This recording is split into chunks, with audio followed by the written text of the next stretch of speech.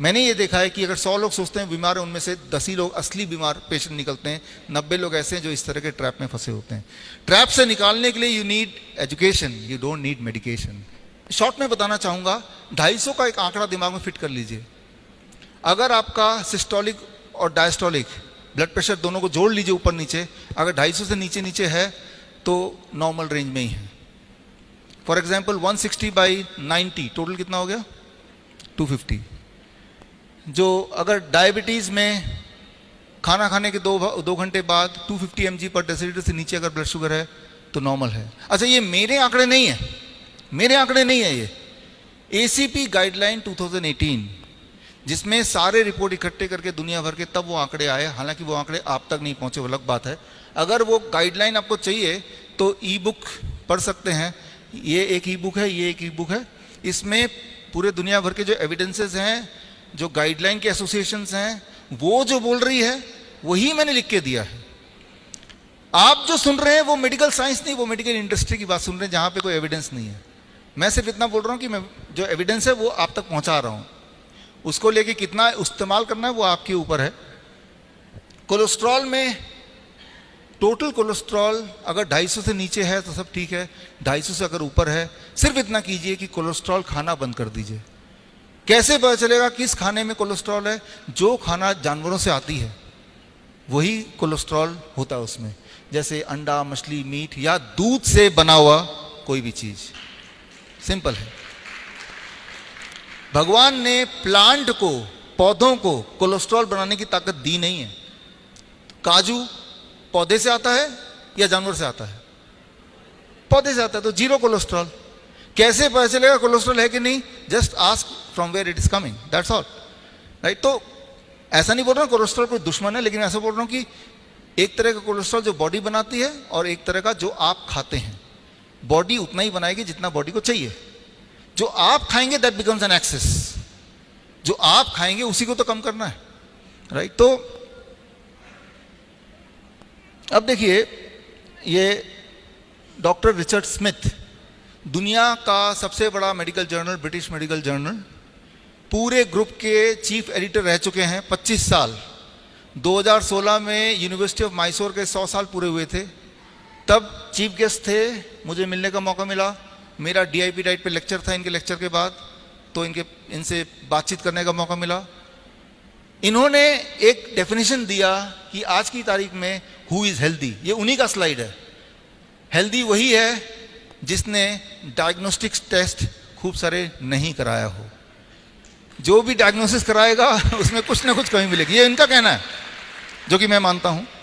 उन्होंने अंदर तक देखा है कि ये जो पेपर बनते हैं, रिसर्च पेपर बनते हैं, कैसे बनते हैं। 25 साल तक मेडिकल जर्नल, दुनिया का सबसे बड़े मेडिकल जर्नल के चीफ एडिटर रहने के बाद उनका ये स्लाइड है, उनका ये कहना है, उनका एक कंक्लूजन है। तो कंक्लूजन ये है, ये आखिरी स्लाइड है, ये रूल नंबर 1 का, कि दुनिया भर में ये देखा गया है कि जनरल चेकअप, एनुअल चेकअप, कई सारे लोग जो कॉर्पोरेट में काम करते हैं साल में एक बार एनुअल चेकअप फ्री होता है उनको। फ्री है, करा लिया। फ्री वाली चीज सबसे खतरनाक होती है, आपने सुना ही है। तो दुनिया में 17 इसमें क्लिनिकल ट्रायल रिसर्च पेपर बने हैं कि जो लोग एनुअल चेकअप कराते हैं इन कंपैरिजन टू जो लोग नहीं कराते हैं, क्या जो लोग कराते हैं उनको इसका लाभ मिलता है, वो ज़्यादा लंबा जीते हैं, उनकी क्वालिटी ऑफ लाइफ ज़्यादा अच्छी होती है। ये क्वेश्चन का जवाब ढूंढना चाह रहे थे।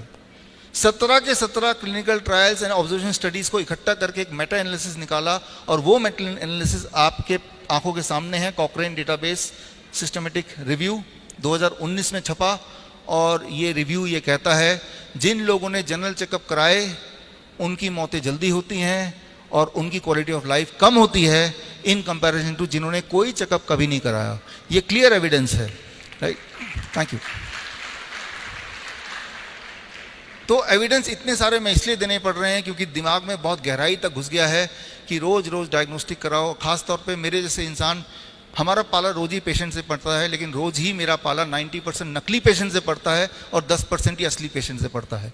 तो हो सकता है कि मेरा समय बच जाए कि नकली वाले पेशेंट समझ जाएं कि वो नकली पेशेंट एक्चुअली वो पेशेंट है नहीं, उनके दिमाग में घुसा दिया गया कि वो पेशेंट है। आप पेशेंट सिर्फ तभी हैं जब आपके बॉडी में कोई सिम्टम है। याद रखिए, अगर आपको कोई दर्द है, कोई पेन है, नींद नहीं आ रही, डिप्रेशन में है, यू आर रियल पेशेंट।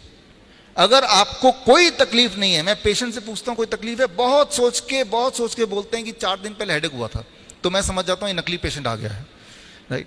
नकली पेशेंट को तभी नाम दिया गया पेशेंट, मतलब you have to have patience, right. तो आपको समझना पड़ेगा नकली पेशेंट असली पेशेंट में डिफरेंस क्या है। तो और नकली पेशेंट आते हैं हमारे हॉस्पिटल में, भर जाते हैं, हमें बहुत सारा पैसा भी देते हैं, राइट। तो उससे कमाई भी हो सकती है, राइट। लेकिन फिर भी at the end of the day, for the sake of humanity, सच्चाई तो यही है कि हम में से, मैंने ये देखा है कि अगर 100 लोग सोचते हैं बीमार है, उनमें से 10 ही लोग असली बीमार पेशेंट निकलते हैं, 90 लोग ऐसे हैं जो इस तरह के ट्रैप में फंसे होते हैं। ट्रैप से निकालने के लिए you need education, you don't need medication. Simple बात है ना। अब बढ़ते हैं ठीक कैसे होना। जो 10% असली पेशेंट हैं, जिनको चेस्ट पेन है मान लो, वो तो असली है ना, कि जब भी सीढ़ी चढ़ेंगे चेस्ट में पेन होगा, they are the true patients. जिनके पैरों में सूजन होती है, they are the true patient. जिनके कोई ट्यूमर है, उनके ब्लीडिंग हो रही है, वो असली पेशेंट हैं। उन्हें क्या करना है, अब उस पर आ रहे हैं।